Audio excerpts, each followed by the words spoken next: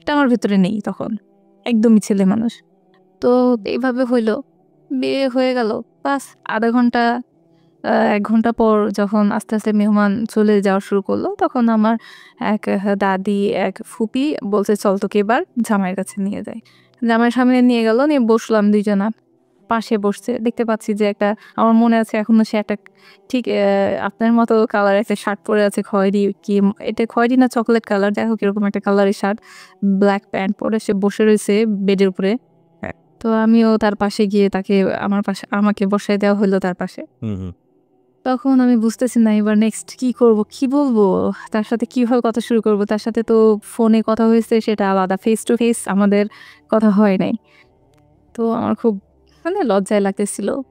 পরে তখন আমার দুলাভাই বললেন যে, "আজকে যখন কালমা হয়ে গেছে, বিয়ে যখন হয়ে গেছে, তখন জোড়া ভাঙা যাবে না। মানে আমাদের দেশে এটা চাল। যেইভাবে হোক বিয়ে তো হইছে। আজকেই হোক আর কালকেই হোক, মানে একদিনের জন্যই হোক, বিয়ে হইছে, জোড়া এক রাতের জন্য হলো ভাঙা যাবে না। জামাইকে থাকতে হবে।" তো জামাইকে থাকতে হবে ঘরের মধ্যে, মানে বাসার মধ্যে কেমন পরিবেশ? তো আমার দুলাভাই বললেন যে, মানে আমার বাবা-মায়ের সাথে কথা বললেন যে, আমি তাদেরকে একটু গিফট করি। গিফট কেমন? যে তাদেরকে হুট করে যেহেতু বিয়ে হয়েছে, বাসর-টাসর সাজানো হয় নাই, কিছুই হয় নাই, রুম নরমালি। বলছে যে, "তাহলে আমি একটা হোটেলে তাদেরকে একটা সুইট বুক করে দিই। তারা আজকে ওইখানেই নাইট স্পেন্ড করে। হ্যাঁ, নাইট স্পেন্ড করুক, এটা ভালো দেখা যায়। পরে সকালে নাহলে বাসায় ফিরবে।" তো তারপরে আমি তো এত কিছু ভালো বুঝতেছি না। বড়রা যা করতেছে করতে থাকুক। উনিও জামাই মানুষ।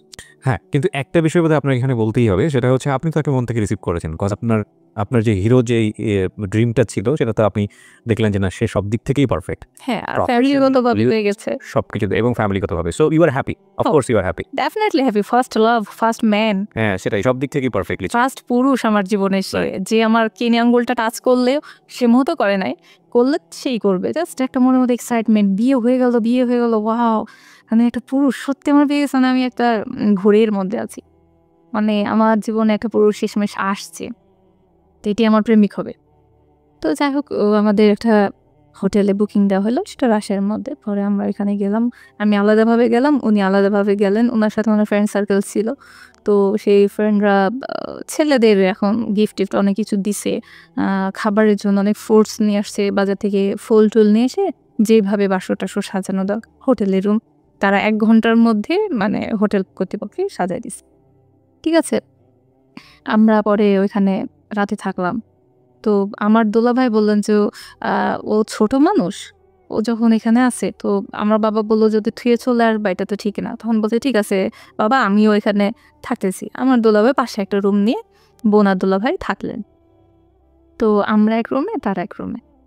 তো আমাদের রুমে যেহেতু অনেক বাসর-টাসর সাজানো হইছে, তো উনি আমার বেডে বসে থেকে টেলিভিশন দেখতেছেন, হোটেল রুমে টেলিভিশন। উনি একটা সিনেমা দেখতেছেন। তো অলমোস্ট সিনেমা দেখতে, দেখতে অনেক রাত হয়ে গেছে। প্রায় ১টা ১:৩০ বাজে। অনেক রাত হয়ে গেছে। আমাদের এখানেও অনেক রাত ১২টা বেজে গেছে। আমরা একটা বিরতি নেব। ছোট্ট একটা বিরতি নেব প্রিয় শ্রোতা। ছোট একটা বিরতির পর নিশ্চয়ই আমরা ফিরে আসবো। আপনারা শুনছেন মিস্টার ম্যাঙ্গো ক্যান্ডি প্রেজেন্টস জীবন গল্প। আমি আজি কিবরি আপনার সঙ্গে রয়েছি। আজকে এখানে জীবন গল্প বলছেন খেয়ালি, এবং সেই খেয়ালি এসছেন সেই সুদূর রাজশাহী থেকে, এবং তিনি ১ মাস যাবত, মাত্র ১ মাস যাবত আমাদের এই অনুষ্ঠানগুলো ইউটিউবে শুনে তার মনে হয়েছে তার নিজের জীবন গল্পটাও বলা উচিত। সেজন্য তিনি এত কষ্ট করে রাজশাহী থেকে আসা, কিন্তু একটা অনেক বড় জার্নির ব্যাপার। উনি একদিন এসে ঢাকায় স্টে করেছেন, আমি যদি ভুল না করে থাকি, এবং ঢাকায় স্টে করে তারপরে আজকে উনি স্টুডিওতে এসছেন এবং গল্প বলার শেষে আবার উনি বাড়ি চলে যাবেন। সো এই ডেডিকেশনটাকে আমরা রেসপেক্ট জানাই অফকোর্স। এই জন্যই আমি বলি যে ঢাকা এফএম এর নেটওয়ার্ক সারা বাংলাদেশ ব্যাপী। আর যারাই আমাদের এই অনুষ্ঠানে আসতে চান, প্লিজ আমাদেরকে ফোন করবেন। আমাদের ফোন নাম্বার হচ্ছে 09611 904 904। আমি আবারও বলছি 09611904 বাই দ্য ওয়ে, বিরতিতে যাবার আগে আপনাদেরকে যেটা বলতে চাই, আপনারা শুনছেন মিস্টার ম্যাঙ্গো ক্যান্ডি প্রেজেন্টস জীবন গল্প, এবং যখন একটু করা, যখন মন বসে না কোনো কাজে, তখন মন ঠিক করতে মুখ দিতে পারেন কাঁচা আমের স্বাদে। From mister mango candy, good mood guaranteed. R J Kibria আপনার সাথে রয়েছি, ফিরছি ঠিক রাত 12টায়। শুনছেন আর জি কিবরিয়ার সাথে মিস্টার ম্যাঙ্গো ক্যান্ডি প্রেজেন্টস জীবন গল্প।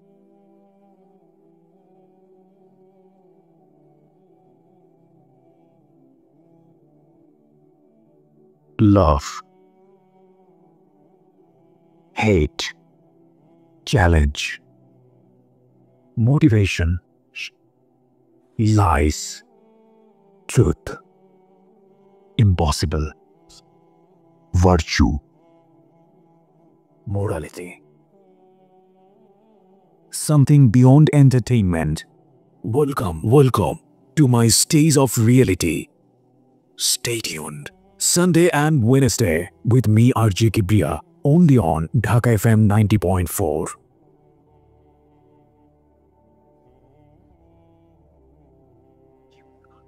শুনছেন RJ কিবরিয়ার সাথে মিস্টার ম্যাঙ্গো ক্যান্ডি প্রেজেন্টস জীবন গল্প। প্রিয় শ্রোতা, স্বাগত আরও একবার। শুনছেন মিস্টার ম্যাঙ্গো ক্যান্ডি প্রেজেন্টস জীবন গল্প।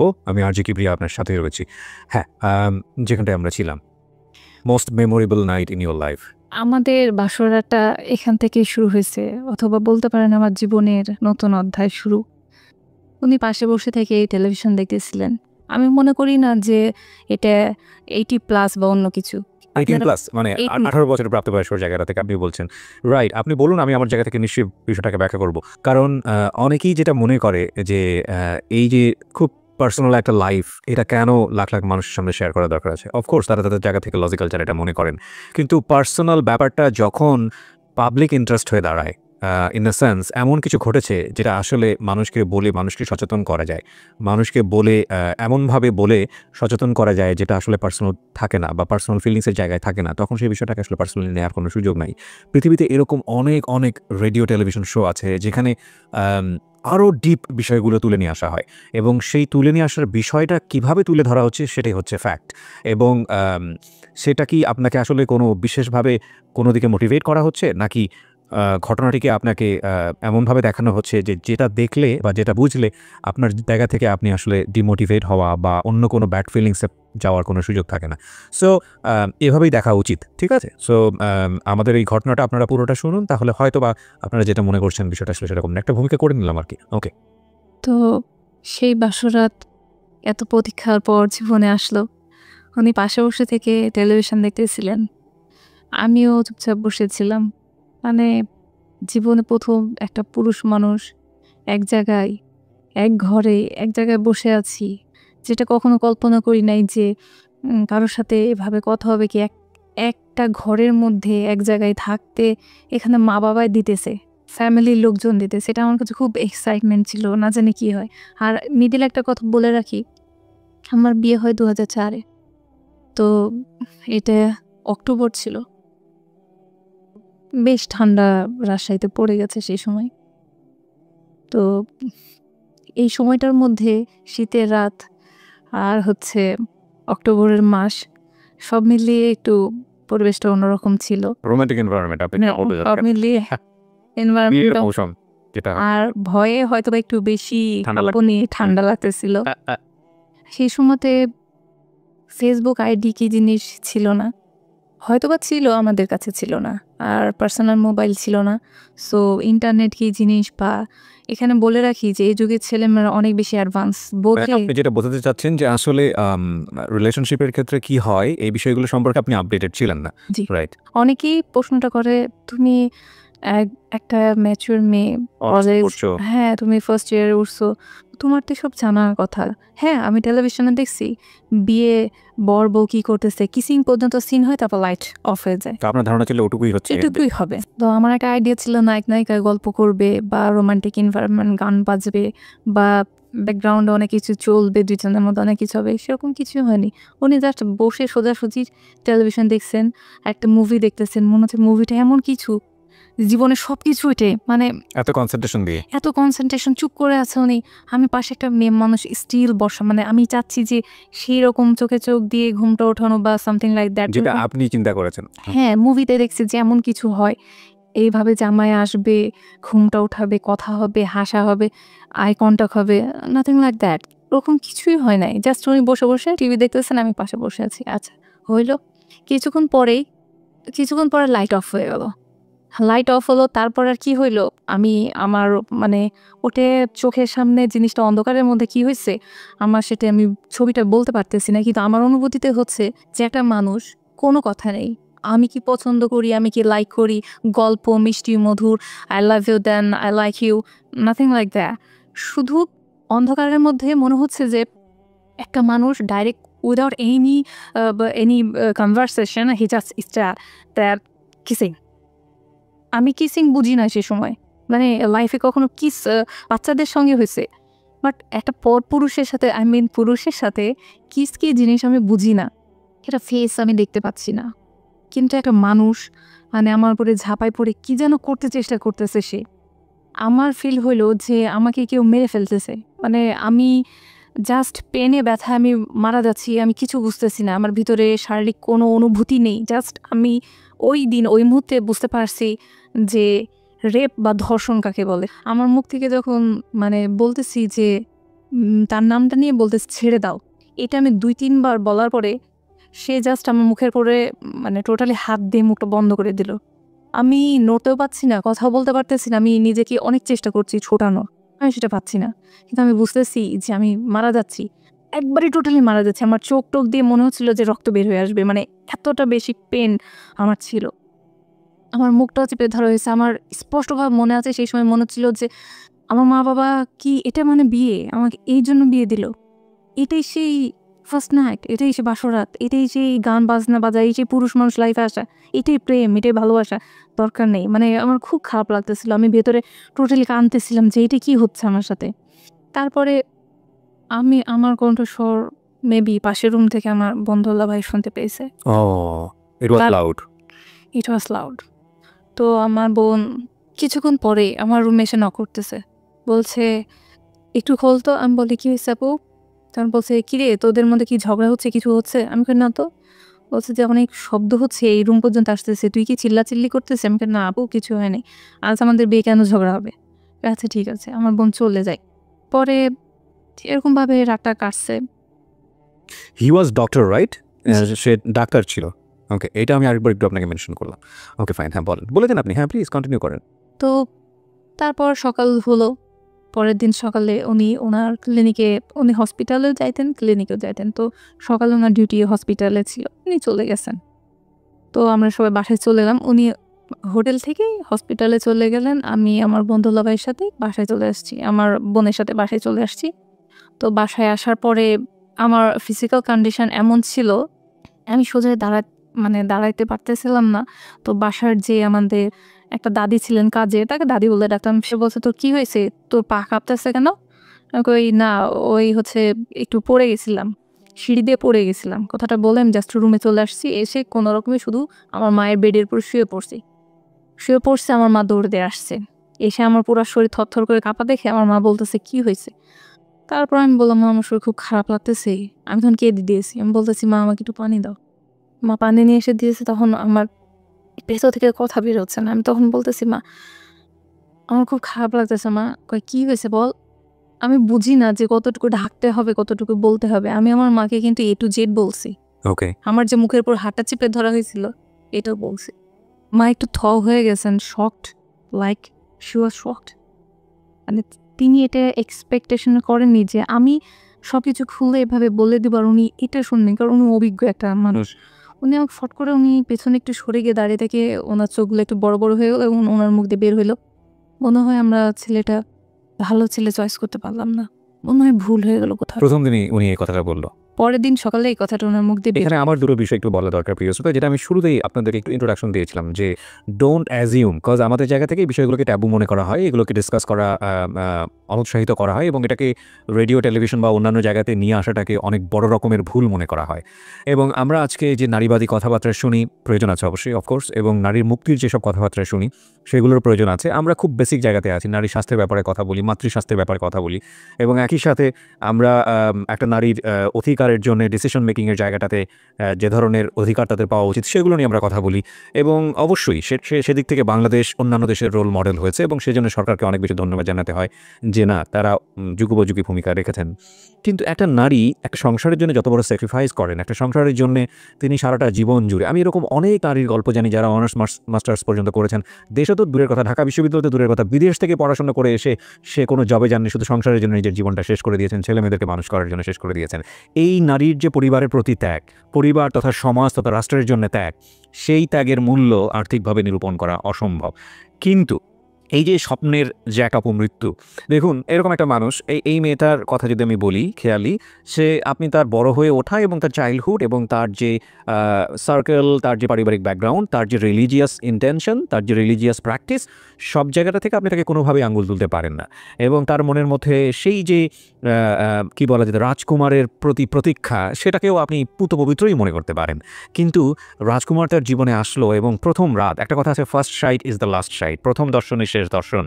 প্রথম দিনই যে অভিজ্ঞতার মুখোমুখি হলো, এটা কয়জন মানুষের ভুলের কারণে? এটা আমি মনে করি বেশ কয়েকজন মানুষের ভুলের কারণে। প্রথম ভুলটা তার পরিবার থেকে, এবং যেই মা চোখ বড় করে পিছন দিকে চলে গেলেন, বা তার একটা বড় বোনও ছিল, তারা যদি তাকে একটু বেসিক এডুকেশনটা দিতেন, যেটা আমাদের ধর্মেও পারমিট করা হয়। হ্যাঁ, আমি কিন্তু এখানে ধর্ম বহির্ভূত কোনো কথা বলছি না, আমাদের ধর্মে অনেক বেশি পারমিট করা হয় এবং সুস্থ উপায়ে তাকে এই সব বিষয়ে জ্ঞান দেওয়ার জন্যে, এবং সেটা তিনি দেননি, পরিবারের কেউ দেননি। সো এটা একটা বড় রকমের ভুল। দ্বিতীয় ভুলের জায়গাটা আপনি আসেন, এটাকে আপনি কীভাবে কনসিডার করবেন? দেখুন, সে একজন ডক্টর এবং সে এক্সপেক্টেডও ছিল, তার জীবনে কিন্তু এই ভদ্রমহিলা এক্সপেক্টেড ছিল, যে কারণে ফোনে কথাবার্তা হয়েছে, চেয়েছে, বিয়ে শাদী করেছে। তো এতটুকু পরিমাণ কনভারসেশন তো তাদের মধ্যে হতেই পারতো। আর যদি নাই হয়ে থাকে, যদি বুঝলাম যে ঠিক আছে সে অনেক বেশি হেজিটেশন ফিল করতেছে এবং সেই হেজিটেশনের জায়গা থেকে মেয়েটাকে সে রিসিভ করতে পারছে না, ঠিক আছে, তারপরে হয়তো বা সে ভুল করে এরকম একটা কাজ করে ফেলেছে, তাহলে এই লম্বা সময় ধরে বারবার হোল নাইট, এবং তার তো একটু হলেও ওই জায়গাটায় নিজেকে সংবরণ করাটা উচিত ছিল। তো সব কিছু মিলিয়ে যে ঘটনাটার যে রেজাল্টটা দাঁড়ালো, সেটা হচ্ছে একটা মেয়ে সুস্থ উপায়ে বা যে কোনোভাবেই হোক বড় হওয়া, এবং তার জীবনের যে চরমতম একটা স্বপ্ন, সেই স্বপ্নের মারাত্মক রকমের অপমৃত্যু। এবং এই অপমৃত্যুর কফিনে পেরেক মারল হচ্ছে পরের দিন সকালবেলা তার মা, এবং যখন সে এক ধাপ পিছিয়ে গিয়ে বলল যে আমরা মনে হয় ভুল ছেলেটাই চয়েস করলাম, এটা তো তার মেয়ের মনের মধ্যে আরও বড় সন্দেহ তৈরি করবে, রাইট? সো আপনারা দেখুন, এই ঘটনাটিকে ওই বাংলা সিনেমার বাসর রাত হিসেবে দেখলে হবে না, আমি বরং এই ঘটনাটিকে এভাবে দেখতে চাই যে একটা মেয়ের জীবনের ভয়ানকতম রাত, এবং সেটা শুধুমাত্র খেয়ালের জীবন না, বাংলাদেশের অনেক মেয়ের জীবনে এরকম ঘটনা ঘটে। এবং আমরা মনে করি এই বিষয়গুলো নিয়েও আমাদের সচেতন হওয়ার প্রয়োজন আছে, কারণ সুস্থ সম্পর্কের ক্ষেত্রে প্রত্যেকটা বিষয়েরই সুন্দর বিন্যাস প্রয়োজন। জি, আমরা যেখানটায় ছিলাম, আমি সেখান থেকে আবারও ফিরে আসতে চাই। আপনি আপনার মা এরকম একটা কথা বলে ধাম করে পিছিয়ে গেলেন, তারপর? সেদিনটা এইভাবে কেটে গেল অসুস্থতার মধ্যে শুয়ে থেকে। তো ঠিক সেদিন রাত্রে আমি ওনাকে ফোন করছি, নিজে থেকেই টেলিফোনে ফোন করছি ওনার চেম্বারে। আমার মানে আমার সমানে ব্লিডিং হচ্ছিল শরীর থেকে। মানে আমি 5 ফিট 5 ইঞ্চি, সেই হিসাবে আমার ওয়েট ছিল 45 কেজি। তো আমার এত ব্লিডিং হচ্ছিল, আমি তাকে ফোন করলাম যে, "তুমি আমাকে ডাক্তারের কাছে কি নিবা না?" উনি ডাইরেক্ট বললেন, আমার কথাটা স্পষ্টভাবে মনে আছে, একটা পড়া মুখস্থ করার মতো, আমার আজও মুখস্থ আছে কথাটা তার। সে বলছে, "আমি কিচ্ছু জানি না। কেন হয়েছে, কি হয়েছে আমি কিচ্ছু জানি না। আমি এসবের রেসপন্সিবল না। আমি এসবের জন্য আমি মোটেও রেসপন্সিবল না। কি হয়েছে আমি জানি না। কেন ব্লিডিং হচ্ছে আমি জানি না।" সে কথা বলে আমার তখন মনে হলো যে আমাকে কেউ 100 ভোল্ট আমাকে শক দিল। মানে আমি পুরো থ হয়ে গেছি। আপনি একটু মাইক্রোফোনের কাছে আসুন প্লিজ। আমি ওনার সাথে মানে কি বলবো আমি অ্যাকচুয়ালি বুঝতে পারছিলাম না আমি অ্যান্সার কি দিব, রিপ্লাই কি হবে। তো এটা কি একটা মানে তর্ক বিতর্কে তখন বুঝি না। ফার্স্ট একটা পুরুষ। She was doctor, right? G. Very unfortunate. আর আমাদের এটা second day. Right. Day of second of our marriage life. Right. তো সেকেন্ড ডেতে তার সাথে আমি কিভাবে কনভারসেশন করব, আই ডিডন্ট নো দ্যাট। তো আমি শুধু তাকে বলছি যে ওকে ঠিক আছে, আমি ফোনটা রেখে দিয়েছি, উনিও ফোনটা রেখে দিয়েছেন। ওই দিনটা পার হয়ে গেছে। থার্ড ডে উনি আমাকে সকাল 11টার দিকে ফোন করছেন। ফোন করে উনি বলছেন যে ঠিক আছে, আজকে তোমার অ্যাপয়েন্টমেন্ট নিয়ে রাখছি, বিকাল 5টার দিকে রেডি হয়ে ক্লিনিকে চলে আসবা। তো আমার হাজব্যান্ড যে ক্লিনিকে জব করতেন সেটার 2টা শাখা ছিল। তো একটা শাখায় উনি বসতেন, আরও ডক্টররা বসতেন, আর একটা শাখায় গাইনিকোলজিস্টরা বসতেন, যেখানে আরও অনেক ডক্টররা বসতেন। তো সেইখানে দ্বিতীয় শাখাতে নিয়ে যাওয়া হলো। উনি ওয়েট করতেছিলেন, আমি গেলাম। যাওয়ার পরে যে সিনারিটা দেখছি, উনি জাস্ট ওয়াইফকে রিসিভ না করে উনি দূর থেকে দেখতেছেন যে আমি রিক্সাতে নামছি। উনি ওইখান থেকে আমাকে ইশারা করে বুঝাইছেন যে ভেতরে আসো বলে উনি আগে চলে গেছেন। আমি পেছন আসতেছি। আমি কিন্তু কিছু দূর গিয়ে মানুষের ভিড়ে তাকে দেখতে পাচ্ছি না। তো উনি দূরে থেকে আবারও আমাকে দেখে হাত ইশারা করলেন মানে উনি জাস্ট ওয়াইফকে যে মানুষ নিয়ে যায় পাশে করে, এখন বুঝি যে ওয়াইফকে মানুষ সঙ্গে করে নিয়ে যায়। তো উনি জাস্ট হাত ইশারা করলেন, আমি চলে গেলাম, ঠিক আছে। পরে ডক্টরের রুমে নিয়ে যাওয়া হলো গাইনিকোলজিস্ট। উনি বসতে বললেন, উনি পার্সোনালি আমাদের চিনতেন, কারণ আমার দোলা ভাই ওইখানকার স্টাফ। সো বললো, পিচ্ছি তুমি কেমন আছো? আমি কই, ম্যাম এরকম অবস্থা। তো উনি আমাকে জাস্ট চেক আপ করলেন, চেক আপ করে বললেন, বলে তোমার জামাইকে ভেতরে ডাকো। কি করে? আমি কই, আপনাদের এখানকার স্টাফ। তো বলছে, তাই কি করে সে? আমি বললাম যে সে বিদেশ ডক্টর, ভিতরে ডাকো তাকে। তাকে ডেকে আনা হলো, তাকে বসিয়ে তখন বলা হলো যে, এই ছেলে, এ পিচ্চির মেয়েটার সাথে কি করেছো? সে তো অনেক অসুস্থ, তুমি অ্যাটলিস্ট 15 দিন বাসায় আসবে না। তারপর আমাকে ডাক্তার 15 দিনের রেস্ট দিয়েছেন। তো 15 দিন উনি আসতে পারবেন না। ঠিক 15 দিন পরে উনি আমাদের বাসায় আসছেন। তো ফ্যামিলি মেম্বারদের সাথে কথা হয়েছে, তারা অনুষ্ঠানটা করবে যখন উনি এখান থেকে চলে যাবেন, মেবি 1 বছর পরে উঠায় নেওয়া হবে। এগুলো যেটা বলে ফ্যামিলি মেম্বারদের মধ্যে কথা হয়েছে। তো তখন আমার জামাই বলল যে ঠিক আছে, 1 বছর পরে উঠায় নেবে, ততদিনে আমি তো এখানেই থাকবো, আমার ইন্টার্নশিপ 1 বছরের এখানেই থাকবে, তো আমি মাঝে মধ্যে আসবো। উনি হোস্টেলে থাকতেন এবং মাঝে মধ্যে আমাদের বাসায় আসতেন। আমার বাবা একটা রুম তার জন্য দিয়ে দেন, বরাদ্দ করা হয় আমাদের বাসায়। দোতলাতে পুরো একটা রুম আমাদের জন্য ছেড়ে দেওয়া হয়।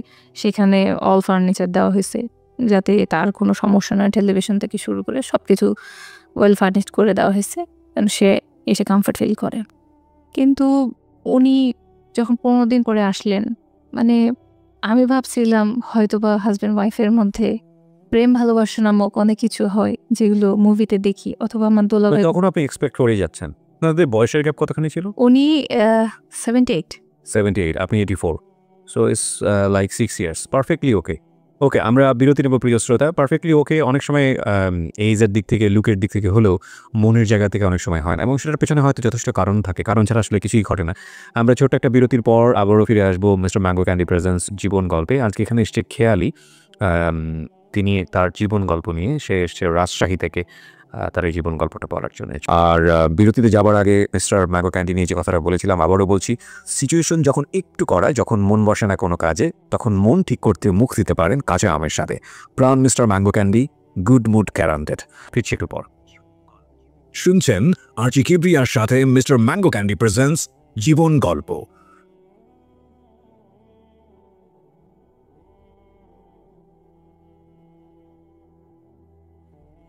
Love, hate, challenge, motivation, lies, truth, impossible, virtue, morality, something beyond entertainment. Welcome to my stage of reality. Stay tuned. Sunday and Wednesday with me RJ Kibriya, only on Dhaka FM 90.4.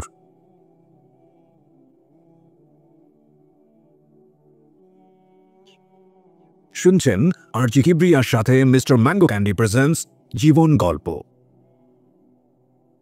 Welcome back once again. আপনারা শুনছেন জীবন গল্প, mister mango candy presents জীবন গল্প। আমি আরজি কিবরিয়া আপনার সঙ্গে রয়েছি। আর আমাদের এই অনুষ্ঠানে একটা ছোট ভিডিও ক্লিপ, মানে আমাদের অনুষ্ঠান যেভাবে হচ্ছে এখানে ধারণ করা হয়েছে, সেই ভিডিওটি আমরা পোস্ট করেছি আমাদের YouTube channel www.youtube.com/RJKibriya FM, RJKEBRIA FM। ছোট্ট একটা ভিডিও ক্লিপ, যেটা দেখে হয়তো আপনি পুরো অনুষ্ঠান সম্পর্কে ধারণা পাবেন।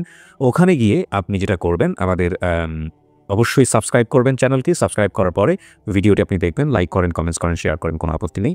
আর আমাদের এই পুরো অনুষ্ঠানটি আপনারা পাবেন ঢাকা FM এর ইউটিউব চ্যানেলে। ঢাকা FM নামে ইউটিউবে খোঁজ করলেই হবে। জি, আমরা যেখানটায় ছিলাম খেয়ালি। তারপর উনি ঠিক 15 দিন পরে যখন আসলেন, তখন হয়তো বা আমি এক্সপেকটেশন আমার ছিল যে হাজব্যান্ড ওয়াইফের মধ্যে যেমন হাসি মজাক, আনন্দ ফুর্তি, গিফট দেওয়া নেওয়া, এরকম কিছু আহ্লাদ মুহূর্ত কিছু কাটাবো। উনি তখনও এসে নীরব, খামোশ। তো উনি আসলেন, নর্মালি থাকলাম, যেভাবে চলতেছে। প্রায় 1 মাস হয়ে গেছে আমাদের রিলেশনের, হাজব্যান্ড ওয়াইফের রিলেশন। উনি আসেন যান। আমার ভিতরে মেবি ধীরে ধীরে এক্সপেকটেশন অ্যান্ড ফ্রাস্ট্রেশন দুটোই গ্রো করতেছে। মানে আমি কিছু মিলাতে পারছি না, আর কিছু মিলিয়ে পাচ্ছি না। তো সব মিলিয়ে আমার ভেতরে অনেক বেশি হাহাকার শুরু হয়ে গেল। কেন? মানে অনেক প্রশ্নবোধক চিহ্ন। হয়, হয়। এটা কেন হচ্ছে? এখন আমার পুরো লাইফটা এখন ওকে ঘিরে।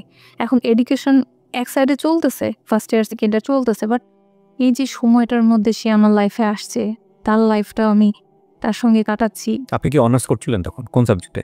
এটা হচ্ছে জুওলজি। জুওলজি। কোথায় পড়ছিলেন? এটা রাজশাহী কলেজে। রাজশাহী কলেজে। ওকে।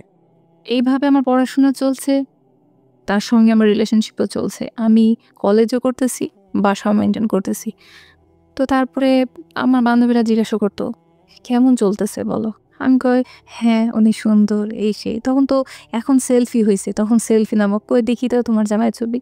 তো উনার ছবি যখন একটা মানে ফটোগ্রাফি একটা ছবি ছিল, সেটা বের করে দেখাইছি। বলছে, "একদম শাহরুখ খানের মতো দেখতে, চুলের স্টাইল, মানে সৌন্দর্য অনেক সুন্দর তোমার জামাই। একদম তো দেখে মনে হচ্ছে চাচাতো ভাই-বোন।" মানে আমার ফেস আর তার ফেস, অবশ্য তার ফেস অনেক সুন্দর। বাট একটা চোখ বড়, বড় মানে কানেকশনটা থাকে। তো আমাদের ২ জনের চোখ, ওরটা মেবি আরো বেশি বড়। নাকটা অনেক বেশি সুন্দর, সে অনেক ফর্সা, যাই হোক সে অনেক সুন্দর। তো অনেকটা ফেসের মিল থাকতো। সে বলছে যে, "একদম তোমার কাজিনের মতো। এটা কি তোমার রিলেটিভ?" আমি বলছি যে, "না, এটা রিলেটিভ না। সে ঢাকার মানুষ, আমি রাজশাহীর মেয়ে।" তো যাই হোক এভাবে চলতে, চলতে একটা মাস বের হয়ে গেছে। আমার দুলাভাই জানতে পারছেন আমার বোনের মাধ্যমে। আমার বোন আমাকে জিজ্ঞেস করছিল যে, "কেমন কি?" কিছু পার্সোনাল মুহূর্ত বোনদের সাথে, চাচী ফুপুদের সাথে শেয়ার করা যায়। তো আমার বোন জিজ্ঞাসা করছে, কি ব্যাপার, কেমন কি?" তো আমি অনেক কিছু বলছি। তখন আমার বোন এসে আমাকে বলল যে, "তোমাদের রিলেশনটা বিল্ড করতে হলে তোমাদের মধ্যে মহব্বত দরকার। তো ২ জনের মধ্যে ইন্টিমেসি দরকার। ২ জন ২ জনকে সময় দাও।" তো এইভাবে সময় দাও, ও তো সময় দাও বোঝে না। তো আমার দুলাভাই এদিন তাকে রাখছে বাসায় ডেকে, বলছে যে, "তোমরা ২ জনে রেডি হও।" আমি আমার হাসব্যান্ডকে বলছি যে, "দুলাভাই বলল তোমাকে রেডি হতে, তুমি রেডি হও।" বলছে, "কেন? কোথায় যাব? কি ব্যাপার?" আমি বলতেছি, "দুলাভাই কোথাও নিয়ে যাবেন আমাদের। মনে হয় কোথাও বেড়াতে।" "কোন জায়গায় নিয়ে যাচ্ছে? কেন নিয়ে যাচ্ছে?" উনি অনেক মানে প্রশ্ন করতেছেন। তার প্রশ্ন শেষ নেই। আমি বলতেছি, "উনি রেডি হইতে বলছেন, আমি রেডি হচ্ছি, তুমিও রেডি হও। পরে গিয়ে দেখব। উনি আমাকে বলেন নাই কোথায় নিয়ে যাবেন। তো তুমি রেডি হও।" তো উনি রেডি হইছেন। হওয়ার পরে আমার দুলাভাই আমাদের ২ জনকে জাস্ট কিছুটা সময় আমাদের ২ জনকে